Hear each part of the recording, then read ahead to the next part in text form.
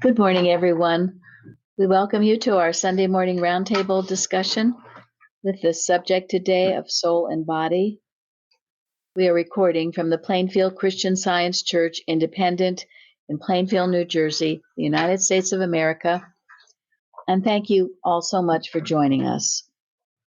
And we will start with our morning prayer today. This morning I'm reading from Miscellaneous Writings 368 and Christian Science versus Pantheism, page 15. Let us not forget that the Lord reigns, and that this earth shall sometime rejoice in his supreme rule, that the tired watchmen on the walls of Zion and the true Christian scientists at the foot of the Mount of Revelation shall look up with shouts and thanksgiving, that God's law, as in divine science, shall be finally understood, and the gospel of glad tidings bring on earth peace, goodwill toward men. May our Father, Mother God, who in times past has spread for us a table in the wilderness and in the midst of our enemies, establish us in the most holy faith, plant our feet firmly on truth, the rock of Christ, the substance of things hoped for, and fill us with the life and understanding of God and goodwill towards men. Mary Baker Eddy. Well, thank you. All right, Karen, the watching point. Watch number 34. Watch that you be consistent in your handling of error, not overlooking an error in yourself or claiming immunity from it, while you continue to hold it as real in another. In the habit of criticism, it is well to remember that that which does the criticizing is no more real or part of man than what is criticized. When someone in the family is ill, he suffers with feel sickness, in contrast to the others who suffer with see sickness. When error appears real to you, even though it may be manifested by another, it becomes part of your problem, which is to unsee and to make nothing of error, whenever and wherever it presents itself. I see myself as God's own child, as perfect in his sight. I see my brother man as well, a perfect child of light. Then, to complete my prayer, I see him seeing me aright. I see him seeing me, seeing him as perfect in love's sight. Thank you. It's one of my very favorites. All of you should have that little poem handy because it's so very easy to say, I'm seeing someone right, but they're seeing me wrong. And then you're not seeing them right if you're seeing them seeing you wrong. And so who else would like to talk about that? I think this, the whole watching point really is talking about God's allness, that it's only good is going on. So we should see good everywhere in everyone. Really, that's what it says to me. If we Thank see you, sickness, yes. see What's that? sickness. No, the see sickness bit is funny to me. Yes. Very well stated, dear Carpenter. Mm-hmm. Yeah. Well, and this is the remedy for conflict between people, isn't it? Because this is the ultimate of divine love. Mm-hmm. This will defuse any thoughts that might be in the thought of others around you, about you, and it will totally just diffuse any animosity or any hatred or jealousy or anything that isn't right in God's sight. This is how Christian Science heals. Thank Jesus Thank you. came finds the perfect man. Everywhere he went, it's only perfection is what he saw. So. Yeah. And this is part of loving your enemies. Until you have no enemies. Who else was trying to speak? It's been a reminder to me that we are all here to help and bless each other. That's it. Yes. Mhm. Yeah. But So very we can't wake important. up in the morning and know that we have the mind of God, that we express that mind, and not know that our neighbor has it too. That's just as important as knowing that we do. It is just as important, but it's so easy, as I said, and I've heard it so many times, and I know I've done it myself, where you think you're seeing someone right, but they're not seeing you right. So that must be healed. It's part of the healing that goes on, and it goes on in thought. And when it goes on in your thought, you heal it. You heal the manifestation. And there have been many cases where things like that just turn around, even overnight or sooner. Chardell found it with her grandchild. Yes. Yeah. Yeah, there had been something upsetting, and the grandson didn't want to talk to you again or something. He didn't for a while. He didn't. And then through prayer, it totally changed. He came and visited and had one of the best visits ever. She testified to that on Wednesday. So this is the power of truth at work, power of love. And I've given this to many of you, but I've always loved it. It's in The Healer by David Keaston on page 145. Nimi Robertson wrote a letter to Mrs. Eddy at a time when she was exercised in her mind about a patient who showed great resentment toward Mrs. Eddy. Although she had not actually mentioned the patient, the reply from Mrs. Eddy contained the advice: turn your patient's thought to God, and let love show me to him just as I really am. And the patient was healed. So turn your patient's thought to God, and let love show me to him just as I really am. And that healed it, because, God speaks, of course, to all of us. And Mrs. Eddy knew this. So let love speak to this person, and this person will see me correctly, see Mrs. Eddy correctly in that case. And it healed it.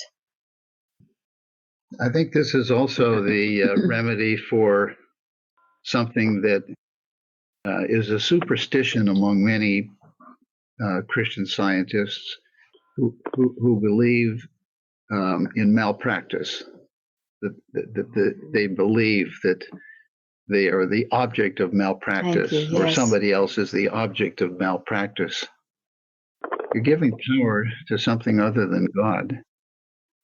And if you see your brother or sister correctly as having the mind of Christ, then there's nobody to malpractice. Because otherwise, it's that prayer of the Pharisees. Thank God I'm not as other men. We can also use that in working for nations. Well, Yes. there's no assignment, but exactly. There's Start no somewhere. limit That's to a the good idea, applicability yes. of this. Yes. Yes, that nations warring against each other, they see each other incorrectly. In that beautiful article we have about the healing of the nations by McCracken, or one of them. And it says that they're just like a patient, like any other patient, that you have to see every nation correctly, and that we do love each other, and not all this warring and resentments. So, Well, and this is the only antidote to the propaganda that is so, flagrant out there. So if mind is infinite, then infinity. I mean, everybody has the Christ mind. In truth, Yeah. really. Yeah. Yeah. I mean, think of a nation. What is a nation? Well, it's people. Yeah. God's image and likeness. thank you. There are many times in Science and Health where Mrs. Eddy refers to the control of mind, the control of God. It's in our lesson twice this week. And on page 514, she says, understanding the control which love held over all, Daniel felt safe in the lion's den, and Paul proved the viper to be harmless. All of God's creatures moving in the harmony of science are harmless, useful, indestructible. A realization of this grand verity was a source of strength to the ancient worthies. It supports Christian healing and enables its possessor to emulate the example of Jesus. And God saw that it was good. So this goes along with the watching point, seeing everything correctly and understanding love's control over all. Now that word control means power, authority, command, and to have power to run something in an orderly way. So this is what God does, controlling everything. It's over and over in Science and Health. So if you think something is out of control, then your focus is blurry, and you've got to bring it back home to the truth. And in the lesson this week, it says 12, Science and Health, and if we have triumphed sufficiently over the errors of material sense to allow soul to hold the control, we shall loathe sin and rebuke it under every mask. Only in this way can we bless our enemies, though they may so construe our words. Now, soul to hold the control. And truly, it's interesting because if you are under that control, you will rebuke error. Error will be an offense to you. And it comes as a mask. It's never person, place, or thing, as we know. It's always animal magnetism. And then, again, the last number 15 in Science and Health about the El Dorado of Christian Science involves the science of life and recognizes only the divine control of spirit, in which soul is our master and material sense and human will have no place. Again, the divine control of spirit. Everything under God's control, including you and all your organs and everything about you, if you allow God to control you in this way. And think about it during the day. It's a wonderful thing to think about. I love to think about it. So, all right.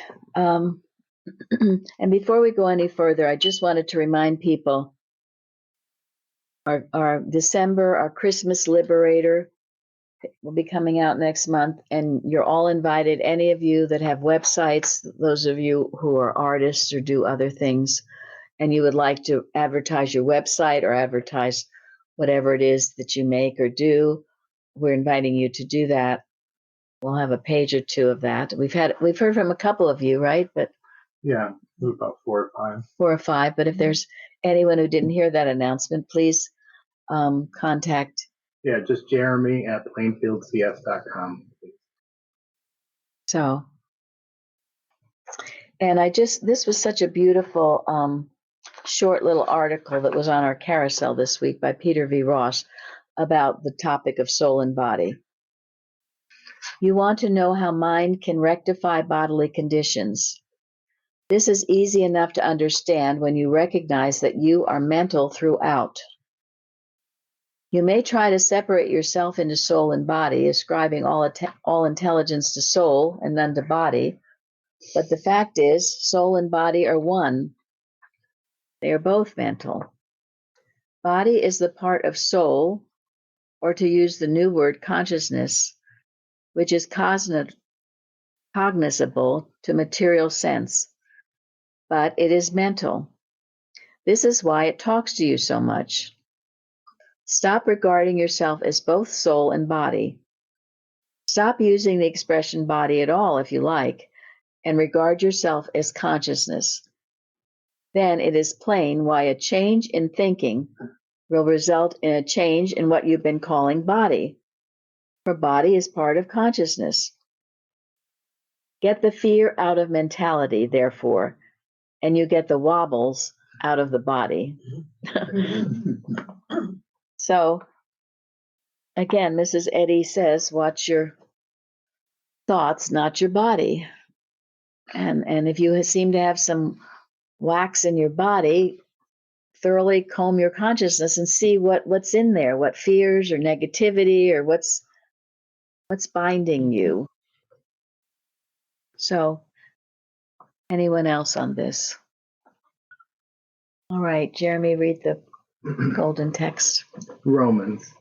I beseech you, therefore, brethren, by the mercies of God, that ye present your bodies a living sacrifice, holy, acceptable unto God, which is your reasonable service. Thank you. And think about it. If you present your bodies a living sacrifice, holy and acceptable unto God, which is a reasonable thing to ask because He created you in the first place, then how could you have trouble walking? How could you have trouble seeing?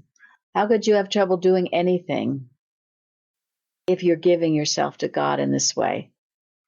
It's only aggressive mental suggestion that you have fallen for that gets you to think otherwise. I love this hymn, 324. I used to sing it all the time. I still sing it a lot. Take my life and let it be consecrated, Lord, to Thee. Take my moments and my days, let them flow in ceaseless praise. Take my hands and let them move at the impulse of Thy love. Take my feet and let them be swift and beautiful for Thee. Take my voice and let me sing, always only for my King. Take my lips and let them be filled with messages from Thee. Take my every thought to use in the way that Thou shalt choose. Take my love, O Lord, I pour at Thy feet its treasure store. I am Thine and I will be ever, only, all for Thee. Couldn't get much more beautiful. It is a beautiful prayer to sing, to tell yourself. Again, your voice, your hands, your feet, every part of you. Take them, Lord, and let them glorify you. And when we present our bodies a living sacrifice, what does it mean to sacrifice? We don't want anybody having the wrong impression here that you have to give up anything good. What are we to sacrifice? The wrong sense of self. Self and matter rather than the self and spirit. All the things not in First Genesis. Yeah. Somewhere Mrs. Eddy tells us the only things we have to sacrifice are sin, disease, and the belief in death. That's what we are to sacrifice. Thank you. And these are all hypnotic beliefs. And these beliefs are what keep you out of the Father's house. So dehypnotize yourself. You're hypnotized if you believe in these things. And it's called aggressive, as I've said, for a reason, because it is aggressive. But don't listen. Don't be part of it. You don't have to. It's not of God. Now,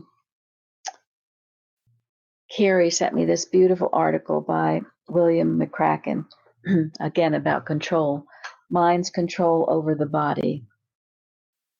I looked up William McCracken. You know, we have all these Scotsmen, McCracken, Mackenzie. I think there's another one. But anyway, McCracken, William McCracken, he was actually born in Germany, but his great-grandfather or something was from Scotland.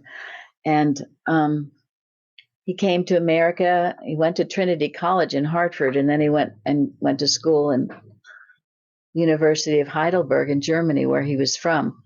But he, around the 1900s, became a Christian Scientist. It was later on, really, in his life. And I'm sure he knew Mrs. Eddy, and he was a good worker. He also, it was interesting, he would have this exchange with Mark Twain, Mark Twain, who thought Christian Science was foolishness. And he and Mark Twain went back and forth a bit, but they became friends, good friends. So anyway. People could debate back then without making it personal. Thank you. Yes, they could. They could debate, and they'd end up still liking each other and not, at war. So I'm going to share this with you because it was so relevant to today about mind's control over the body.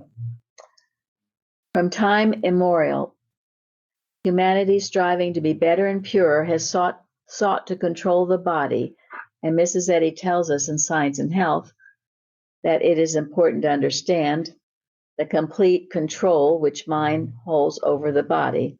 End of that quote. It would take many volumes to describe with any degree of accuracy the well-nigh innumerable ways and means which have been used by mortals in the attempt to bring their bodies into subjection. When the motive has been solely ethical or religious, the results have been apparently most grotesque and unsatisfactory. Efforts to chastise the body or to render it insensible have led to pitiful exhibitions and mutilations, thus making the physical more conspicuous and more obtrusive, instead of reducing it to relative unimportance. So likewise has the attempt to control the body by drugs, manipulations, injections, and the like proved unfortunate. The more attention the body has received, the more it has seemed to demand. Even when the motive has been purely aesthetic, the pampered flesh has not rewarded the care expended upon it, and real beauty has vanished in proportion as artificial aids have been considered necessary. Perhaps the least illogical of the illusions about the body has been the athletic point of view, which seeks to gain and to establish power, grace, and activity and place the body in subjection to the law of dominion by exercising it. It should be recognized that law is mental, not physical, and therefore to bring the body into subjection to law for any purpose, whether it be religious, curative, aesthetic, or athletic, necessarily involves a mental modus operandi. Christian Science shows how this control is to be accomplished in a Christian and scientific manner. The general practice of doing this has seized the problem at the wrong end. The right practice is just as necessary today as it was in the time of Paul, and involves being absent from the body and present with the Lord. Paradoxical as it may seem, the only sure way of controlling the body is to be absent from it. To be present with Christ's truth means the rejection of materiality and reveals man as holy, spiritual, governed by the law of God, spirit, not by matter.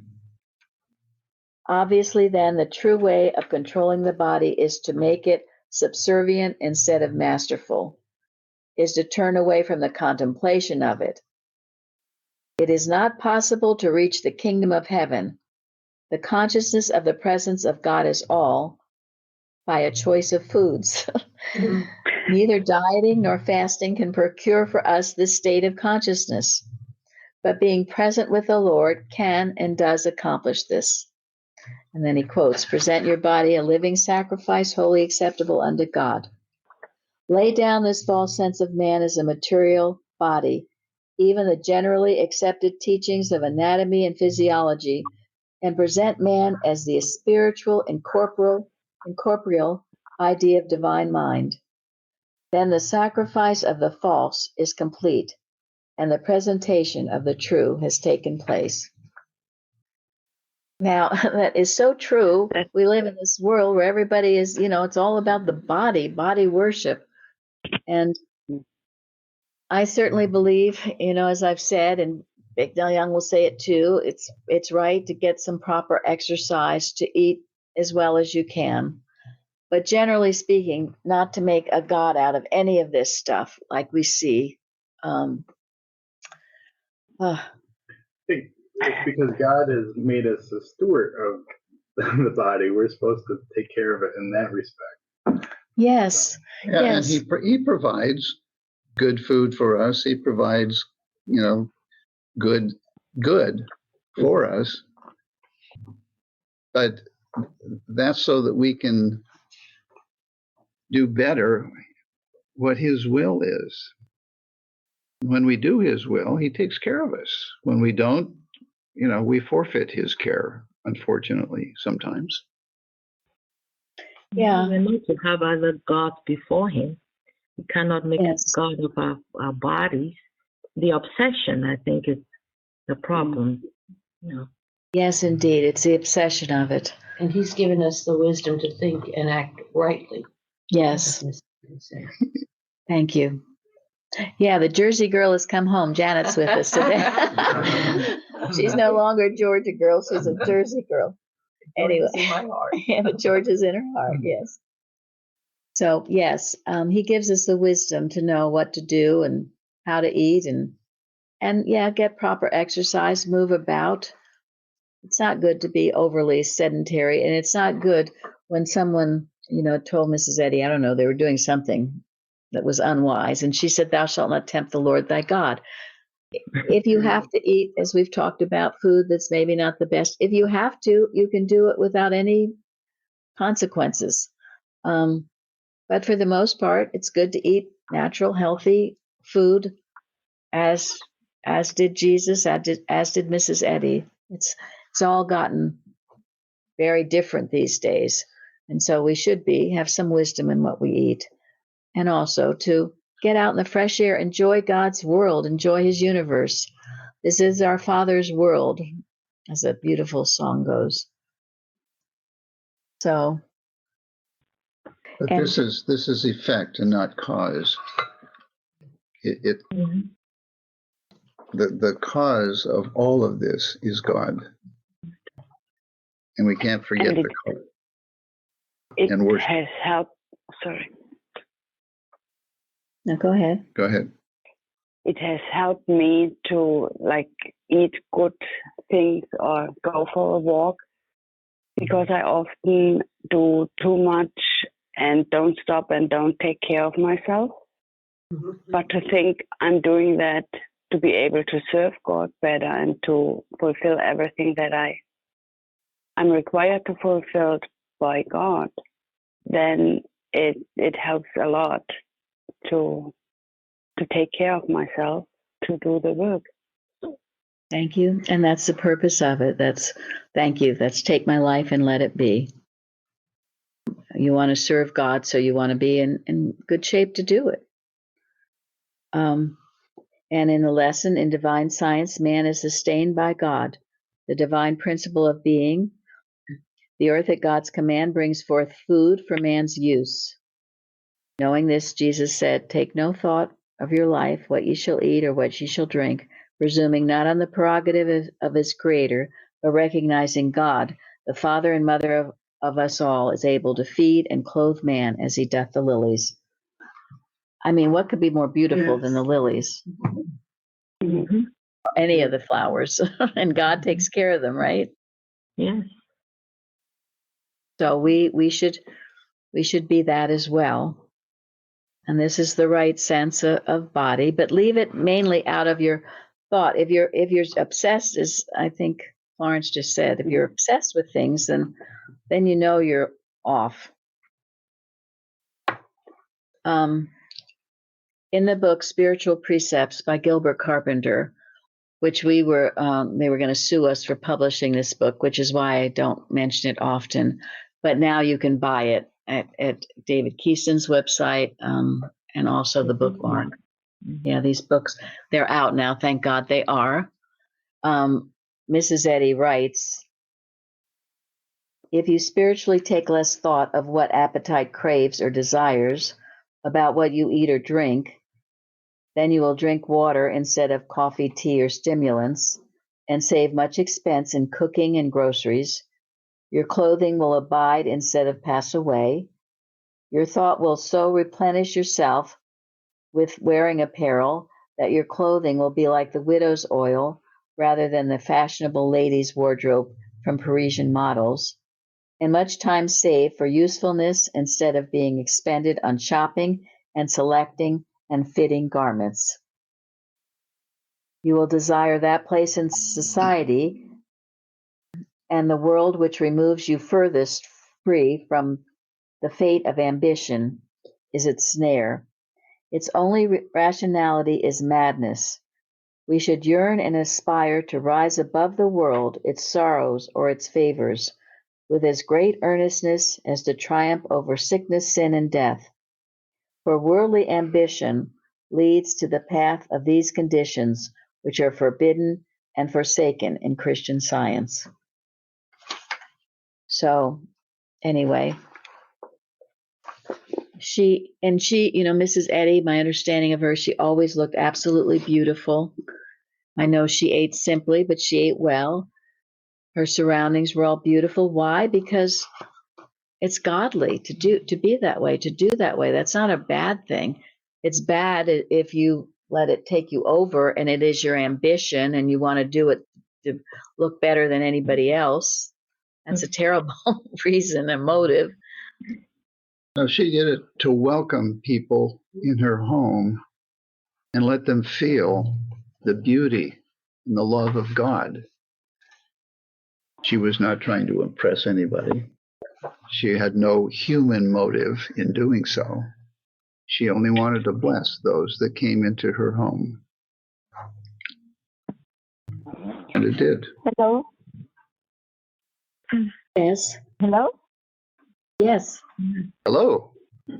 Hello. Thank you all for such beautiful inspiration always.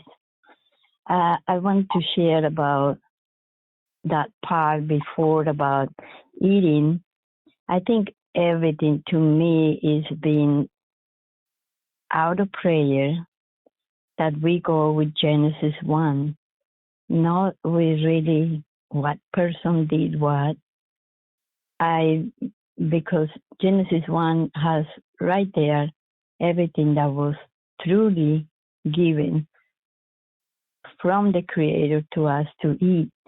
It is so clear when we read in Genesis what it says that it was for us and the animals to eat.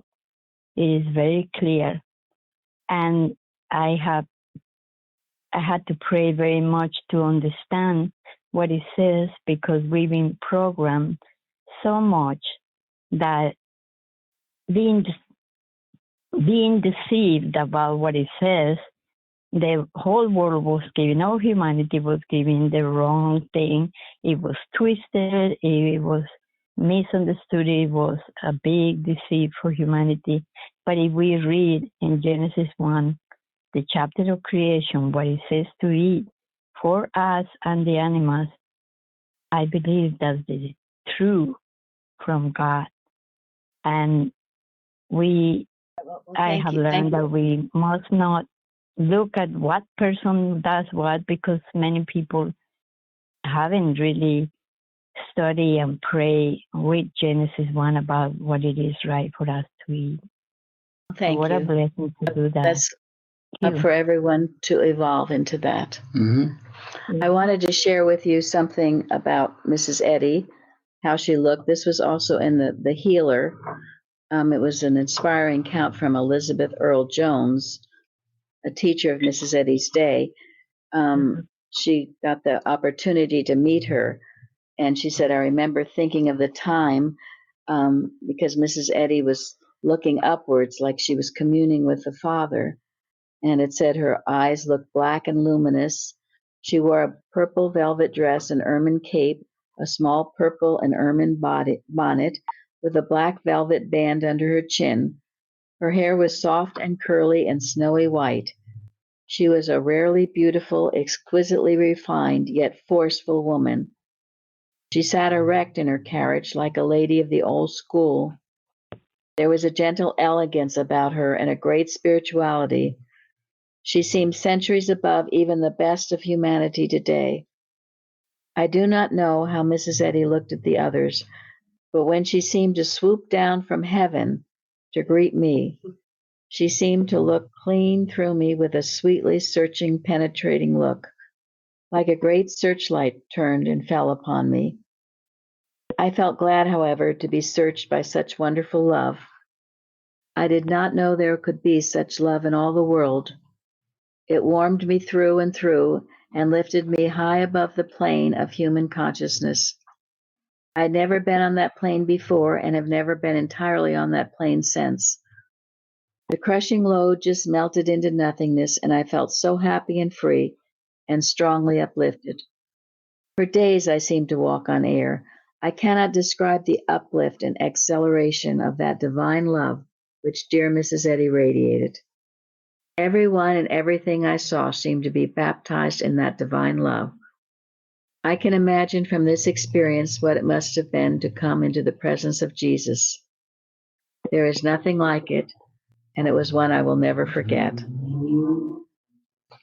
So these beautiful descriptions of our leader and how she lived in her grace, her love, her warmth, it's something to emulate with ourselves.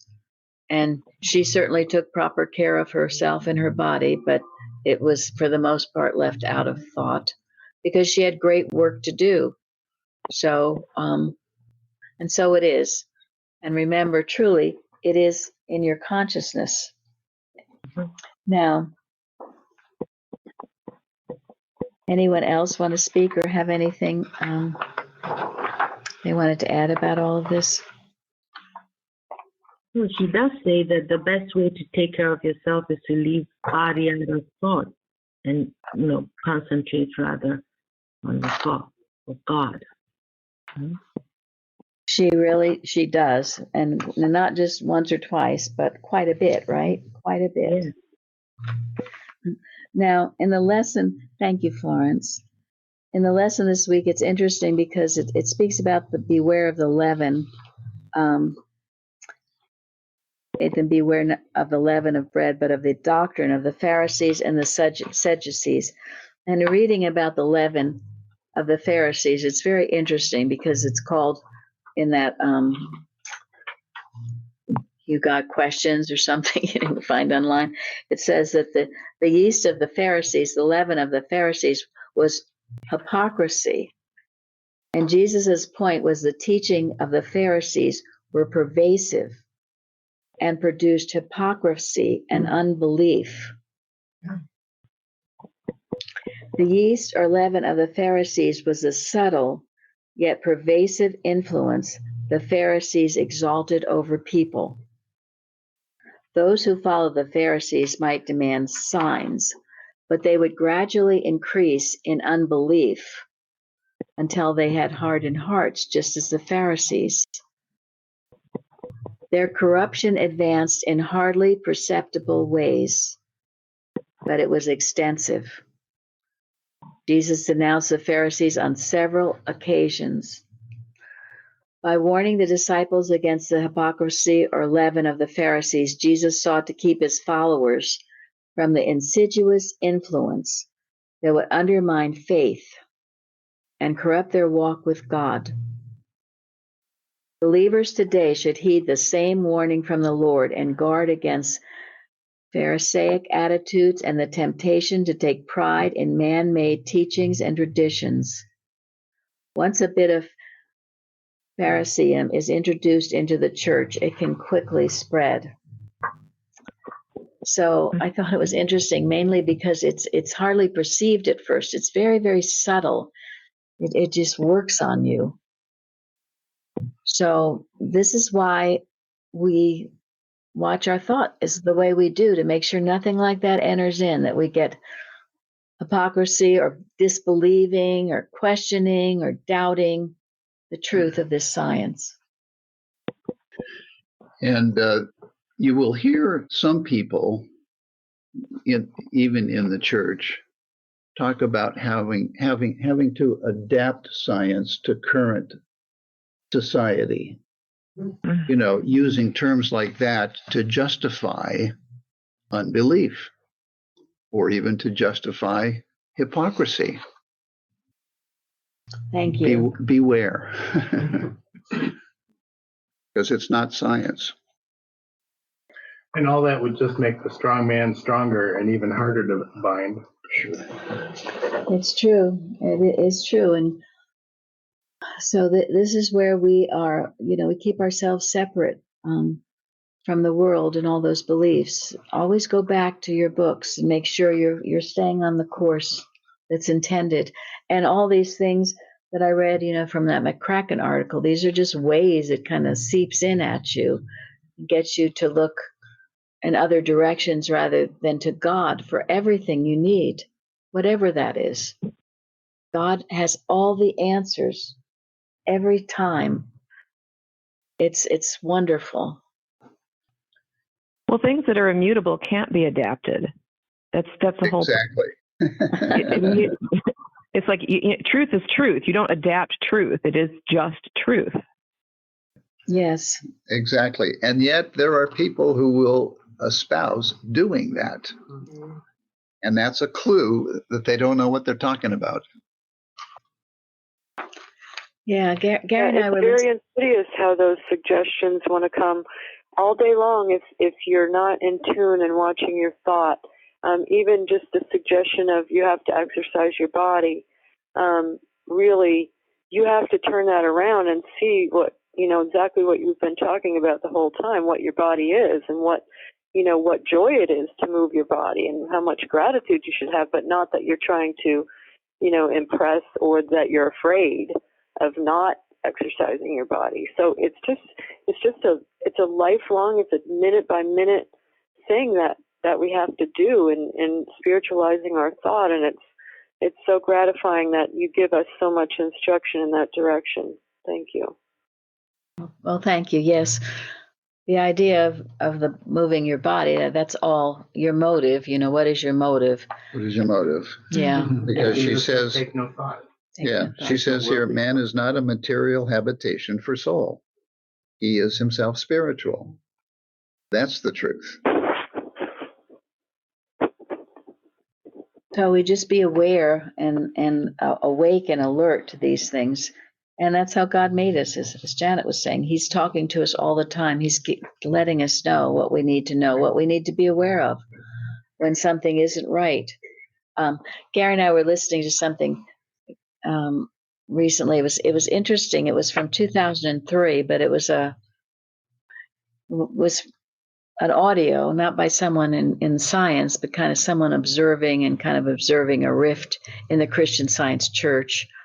It was a newspaper reporter it was a television news reporter who was reading an article that she wrote.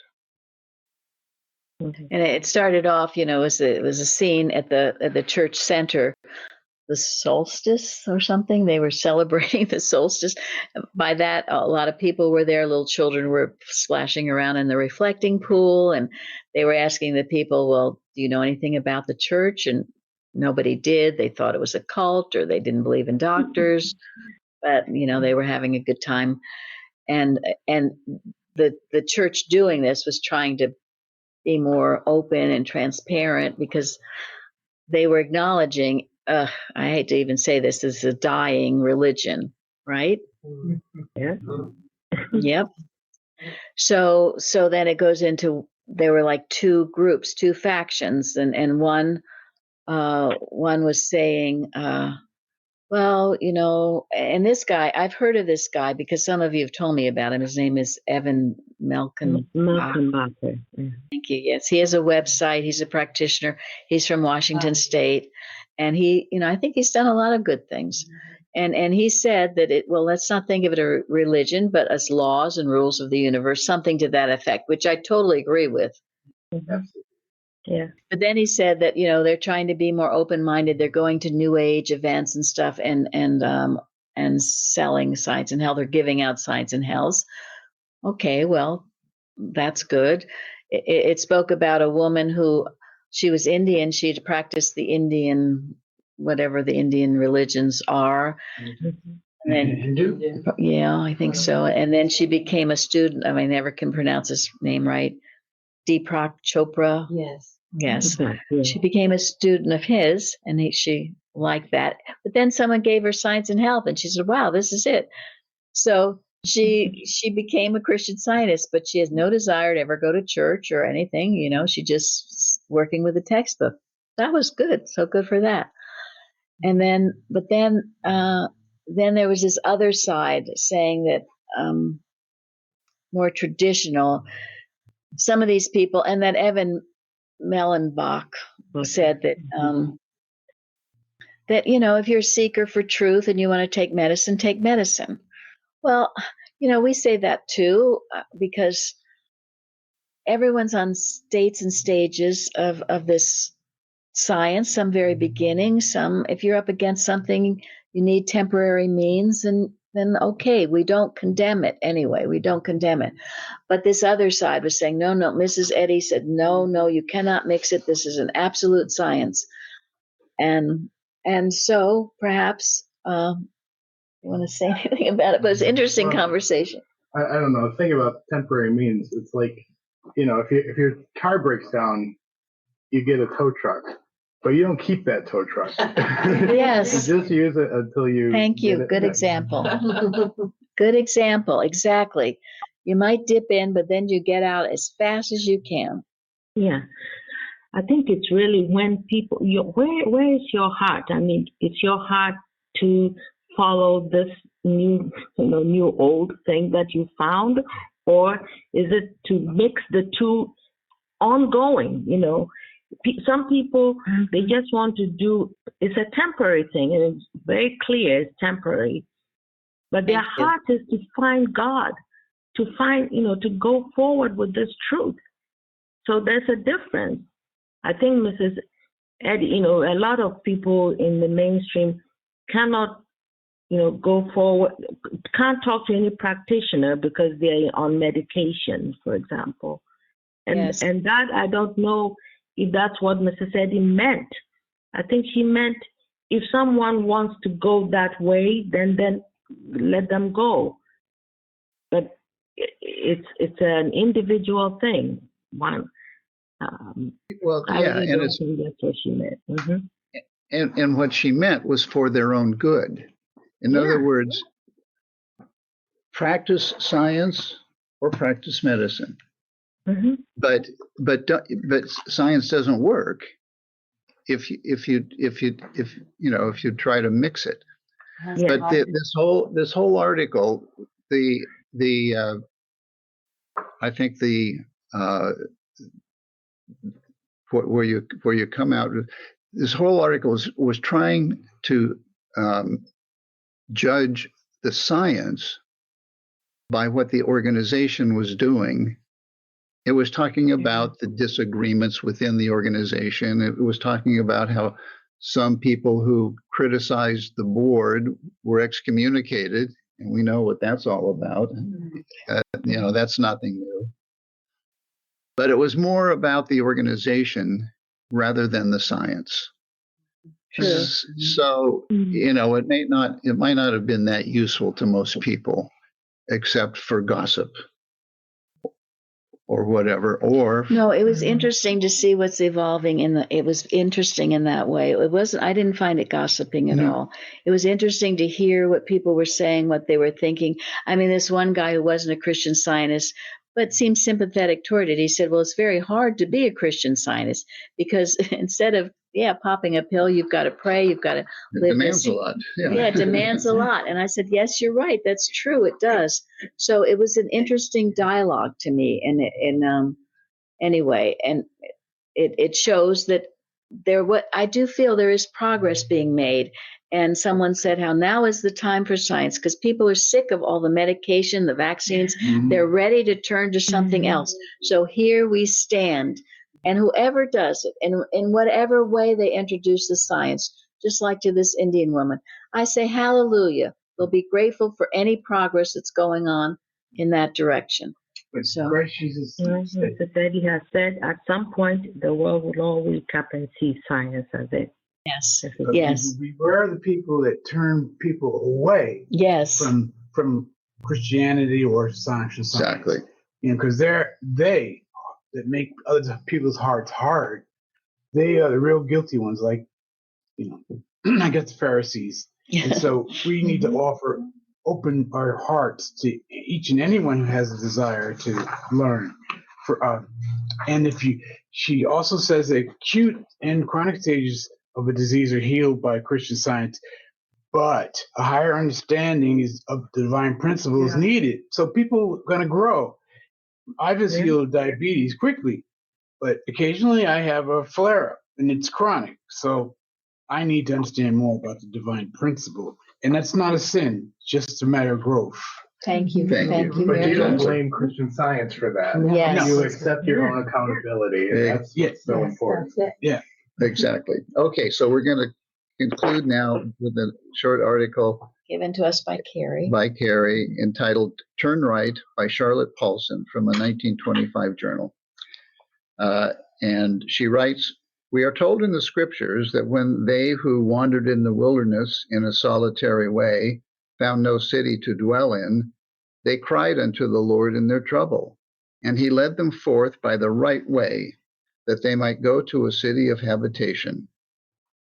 This is surely comforting. But contrary to mortal opinion, which claims that experience is the best teacher, Christian Science operates in human consciousness to prevent the experiences where lessons will be learned only through suffering.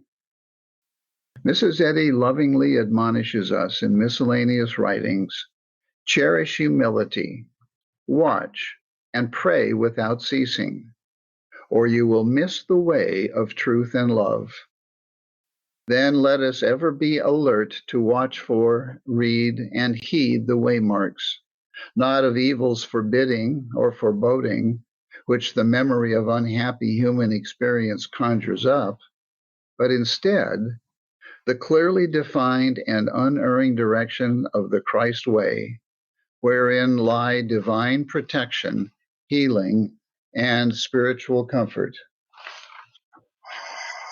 Though at times we seem to wander in a wilderness of material sense impressions, with starved affections, and apparently with no way out and no abiding place at hand, let us lift our thought to the Christ and give up egotism and self-will to sit at Jesus' feet, giving thanks that his teachings, presented to the world centuries ago, are still with us, vitalized by that spiritual animus which Christian Science reveals for the meeting of every human need.